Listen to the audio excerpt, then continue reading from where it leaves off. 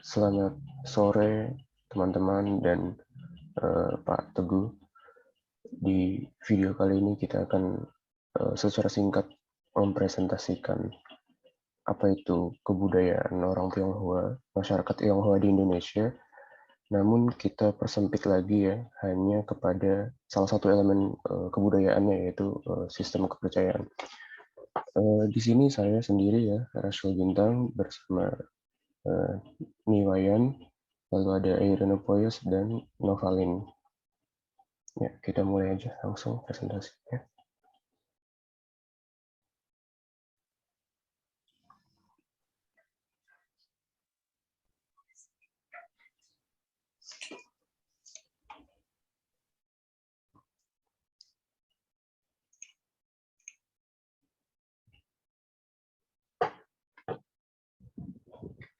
Oke, ya, kami dari kelompok 1 ya, ini judul bahasan kami yaitu Selayang Pandang Elemen Kebudayaan, Sistem Kepercayaan Masyarakat Tionghoa di Indonesia. Masuk pada introduksi singkatnya, boleh next. Ya,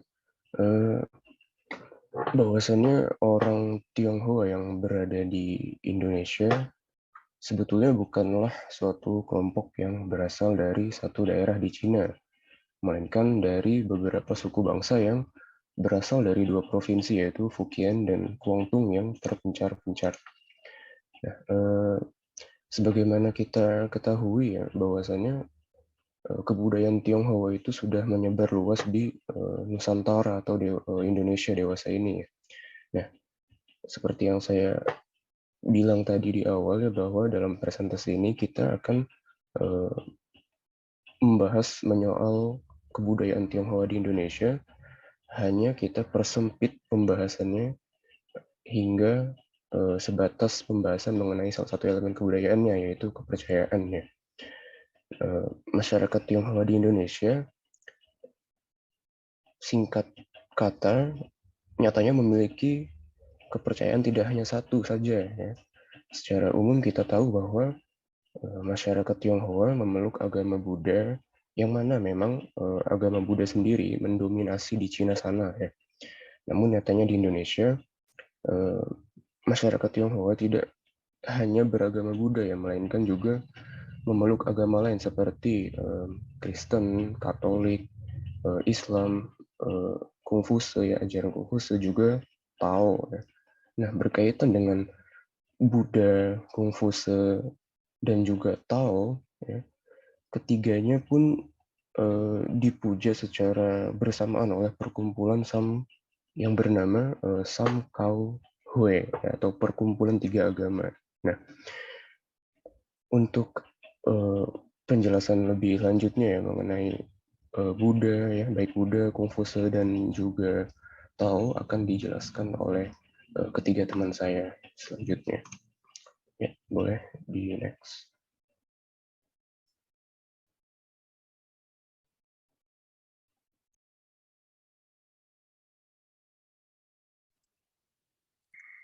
Di Indonesia, orang Tionghoa memeluk 3 agama, yaitu Buddha, Konghucu, dan Tao. Dalam agama Buddha terdapat beberapa tradisi dari Tionghoa yang sangat menonjol, bahwasannya terdapat beberapa hari penting yang dilaksanakan di vihara-vihara yang masih memakai budaya Tionghoa seperti Hari Raya Katina, Hari Raya Imlek, dan Chengbeng. Seperti yang kita semua tahu, Buddhisme dan Cina saling berhubungan. Meskipun agama Buddha bukan asli Cina, tetapi Buddhisme memiliki pengaruh besar pada orang-orang Cina. Hari Raya Katina yaitu sebuah upacara keagamaan yang di dalam agama Buddha. Katina ini juga dikenal sebagai hari dana yang biasanya dilangsungkan pada bulan Oktober, yang mana dimulai pada satu hari setelah purnama pada bulan Oktober sampai dengan purnama pada bulan Oktober sampai dengan purnama bulan November. Lalu Hari Raya Imlek, sebuah perayaan penting kaum Tionghoa yang dimulai di hari pertama bulan pertama di penanggalan Tionghoa dan berakhir dengan Cap Goma di tanggal ke-15. Malam Tahun Baru Imlek dikenal sebagai Chushi yang berarti malam pergantian tahun. Lalu Chengbeng atau Qingming ialah salah satu hari penting yang dirayakan oleh orang Tionghoa di seluruh dunia, yaitu proses doa pemakaman yang digunakan untuk memberi penghormatan kepada seluruh leluhur yang meninggal menggunakan kertas kim untuk dibakar di tempat yang disediakan dalam rangka memenuhi kebutuhan leluhur di akhirat. Next. Selanjutnya ada Kungfuse. Jadi pertama-tama Kungfuse ini sebenarnya bukan agama, melainkan hanya sebuah ajaran. Dalam Kungfuse itu terdapat sebuah perkumpulan bernama Kong Kuan Kue, itu bertujuan untuk menyiarkan dan mengembangkan ajaran Kungfuse yang berkisar sekitar soal kekeluargaan ketatanegaraan. Dalam Kungfuse ini juga ada upacara pemudaan leluhur yang menggunakan abu dari leluhur tersebut, yang dimana seorang ayah itu bertugas sebagai pemuka upacara, dan kewajiban ini akan diturunkan kepada anak laki-lakinya yang sulung. Lalu apa tugas perempuan? Perempuan itu di upacara ini hanya sebagai pengikut gitu, hanya mengikuti acaranya saja. Jadi sampai dia tua nanti juga dia bakal tetap ngikutin suaminya aja di acara ini. Yang ketiga ada di kepercayaan Tionghoa, anak laki-laki merupakan sesuatu yang istimewa. Ini terutama di orang-orang kepercayaan orang-orang Cina yang menafsirkan bahwa batik Hao itu secara ortodoks itu menganggap anak laki-laki merupakan suatu hal yang sangat perlu, karena anak laki-laki ini dibutuhkan banget bukan hanya untuk melanjutkan keluarganya saja, tapi juga untuk melanjutkan tugas ayahnya kelak nanti, yaitu untuk merawat abu dari leluhur yang tadi dijadikan sebagai upacara tadi.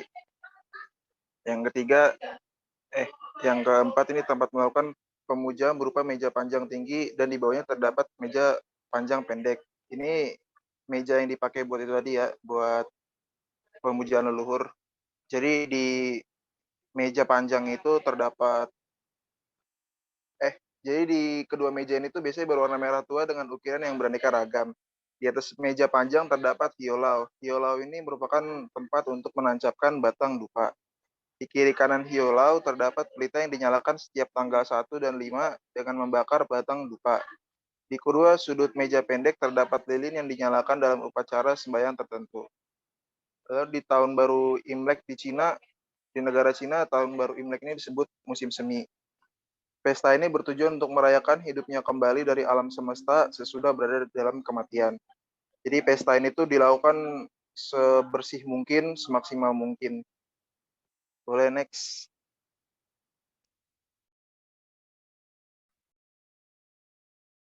Dan yang terakhir, Tao. Tao ini diresmikan di Indonesia tahun 2000 pada pemerintahan Gus Dur. Pada awalnya, Tao ini disebut Kong Kue Kau Hue. Kemudian berubah nama menjadi Makin atau Majelis Konghucu Indonesia yang bertujuan untuk menyiarkan dan mengembangkan ajaran Tao atau Konghucu. Menurut Kunchara Ningrat tahun 1987, terdapat 5 komponen yang merupakan suatu getaran yang menggerakkan jiwa manusia yang menyebabkan manusia memiliki sikap serba religi. 5 komponen tersebut terdiri dari emosi keagamaan, sistem keyakinan, sistem ritus dan upacara, dan peralatan ritus dalam upacara. Komponen tersebut tercermin dalam ritual, perayaan Imlek, dan kebaktian lainnya, seperti saat sembahyang di meja abu dan altar. Menurut Kunchara Ningrat, terdapat 4 komponen dalam ritual, yaitu tempat ritual, saat ritual, benda-benda ritual, dan yang terakhir orang-orang dalam ritual tersebut.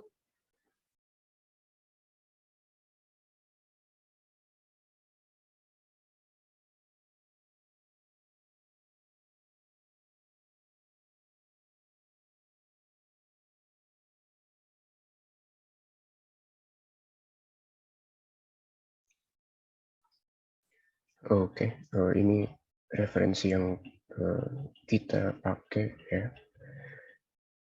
Ya, jadi selesai sudah ya presentasi dari kelompok kami, kelompok 1.